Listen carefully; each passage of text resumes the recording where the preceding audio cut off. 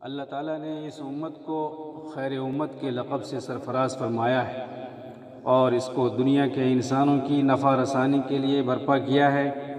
اور ڈیوٹی یہ عطا فرمائی ہے کہ اسے امر بالمعروف اور نہی عن المنکر کا فریضہ انجام دینا ہے۔ گویا نفع رسانی، امر بالمعروف اور نہی عن المنکر اس امت کا امتیاز ہے۔ اللہ تعالیٰ کا ارشاد ہے، اعوذ باللہ من الشیطان الرجیم، بسم اللہ الرحمن الرحیم، کنتم خیر امت اخرجت للناس تأمرون بالمعروف وتنہون عن المنکر وتؤمنون باللہ۔ اگر ان تینوں عظیم ذمہ داریوں کو کما حقہ ادا کرنے کی کوشش اور جتن یہ امت کرتی ہے اور اس کے لیے مناسب تدبیر اور منظم اور مفید لائحہ عمل تیار کرتی ہے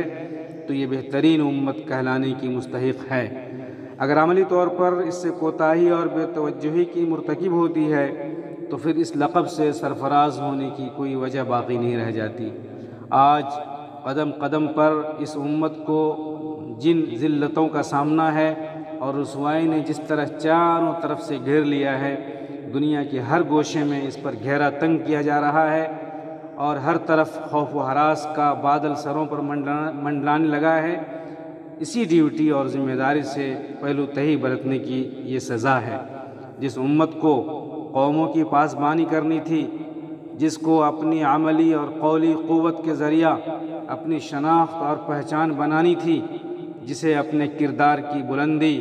اپنے اخلاق کی پاکیزگی اور اپنے معاملات کی درستگی و صفائی کے ذریعہ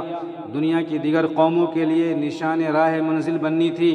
آج وہ محض اپنے ذاتی اغراض و مقاصد کے لیے جینے اور مرنے لگی ہے۔ ایک اور افسوسناک پہلو یہ ہے کہ جب بھی امر بالمعروف اور نہی عن المنکر کی شروعات کی جاتی ہے تو گھر سے باہر اور اپنی ذات کو نظر انداز کر کے کی جاتی ہے۔ حضرات انبیاء کرام رضوان اللہ علیہم اجمعین کی مشترکہ سنت یہ رہی ہے کہ سب سے پہلے اپنی قوم کے سامنے خود کو یہ کہہ کر پیش فرماتے ہیں کہ فقد لبثت فیکم عمرا من قبلہ افلا تعقلون، میں نے اپنی زندگی کا ایک حصہ تمہارے درمیان گزاری ہے، میرے اخلاق، میرے کیریئر، میری گفتگو، میرا طرز عمل کھلی کتاب کی طرح تمہارے سامنے ہے۔ کیا آج کے داعیان اسلام کو یہ کہنے کی جرأت ہے؟ اور ایک افسوسناک پہلو یہ بھی ہے کہ ہم ساری دنیا کو مخاطب بناتے ہیں، تقریر و تحریر کے ذریعہ اور جدید ترین وسائل و ذرائع استعمال کرتے ہوئے پوری دنیا میں اپنی بات پہنچانے کے لیے کوشاں رہتے ہیں۔ بلا شبہ یہ ایک اہم کام ہے، لیکن کبھی ہم نے اپنے گھر کے کونے میں بیٹھ کر اپنی بوڑھی ماں، اپنی خالہ، اپنی پھوپھی، اپنی بہن اور اپنے بھائی، اپنی بیوی، اپنی اولاد تک دین کی دعوت پہنچانے کی کبھی کوشش کی ہے؟ نبی اکرم صلی اللہ علیہ وسلم کو حکم ملتا ہے وَأَنذِرْ عَشِيرَتَكَ الْأَقْرَبِينَ، اپنے قریب ترین لوگوں کو ڈرائیے۔ کہیں حکم ہوا وَأْمُرْ أَهْلَكَ بِالصَّلَاةِ وَاصْطَبِرْ عَلَيْهَا، اپنے اہل کو نماز کا حکم کیجیے اور اس پر جمے رہیے۔ دوسری جگہ ان الفاظ میں حکم دیا گیا یا ایھا الذین آمنوا قوا انفسکم واہلیکم نارا وقودها الناس والحجارہ، اے ایمان والو اپنے آپ کو اور اپنے اہل و عیال کو اس آگ سے بچاؤ جس کا ایندھن لوگ اور پتھر ہوں گے۔ آج ہم نے بحیثیت امت ان تینوں فریضوں سے بلا شبہ پہلو تہی برتی ہے۔ ہم نے اللہ تعالیٰ کے حکم کو نظر انداز کر دیا ہے اور اس طرح سے زندگی گزار رہے ہیں گویا ہمارا اس امت کے درمیان، اس دنیا کے اندر قوموں کے درمیان کوئی امتیاز نہیں ہے۔ یہی وجہ ہے کہ ہم مومن ہونے کے باوجود، ہم امت مصطفیٰ صلی اللہ علیہ وسلم میں ہونے کے باوجود پوری دنیا میں کمزور ہیں اور پوری دنیا میں ستائے جا رہے ہیں۔ اللہ تعالیٰ کا ارشاد ہے وَلَا تَهِنُوا وَلَا تَحْزَنُوا وَأَنْتُمُ الْأَعْلَوْنَ إِن كُنتُم مُؤْمِنِينَ۔ اللہ تعالیٰ صاف فرماتا ہے کہ تم غمگین نہ ہو، تم ہی سربلند رہو گے اگر تم مومن ہو۔ اگر ہم واقعتاً مومن ہوتے، ایمان ہمارے دلوں میں سرایت کیا ہوا ہوتا، ہمارے آنکھوں میں، ہمارے دماغوں میں، ہمارے ذہن و دماغ میں، ہمارے وجود میں ایمان کا نور ہوتا تو آج ہم پوری دنیا میں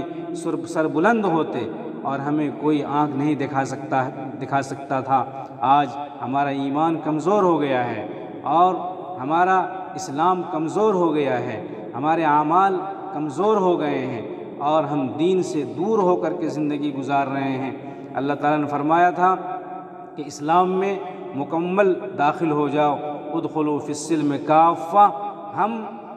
بہت سارے اعمال میں اسلام سے باہر رہ جاتے ہیں، اسلام میں داخل نہیں ہوتے ہیں، نام کے ساتھ اسلام میں داخل ہیں، مسجدوں میں ہم مسلمان ہیں اور مدرسوں میں ہم مسلمان ہیں اور کار خیر میں ہم مسلمان ہیں، لیکن جب ہم اپنی ڈیوٹی سے باہر ہوتے ہیں، مسجد سے باہر ہوتے ہیں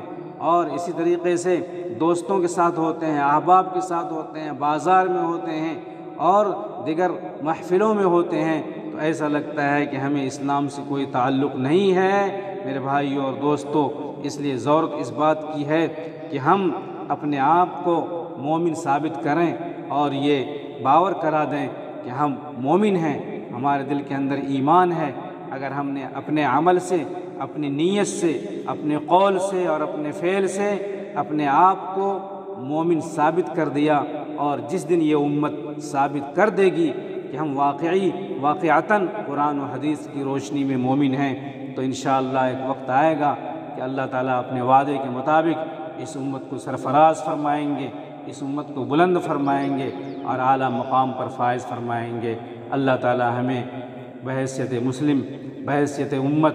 اور بحیثیت مومن ہمیں زندگی گزارنے کی توفیق عطا فرمائے، آمین۔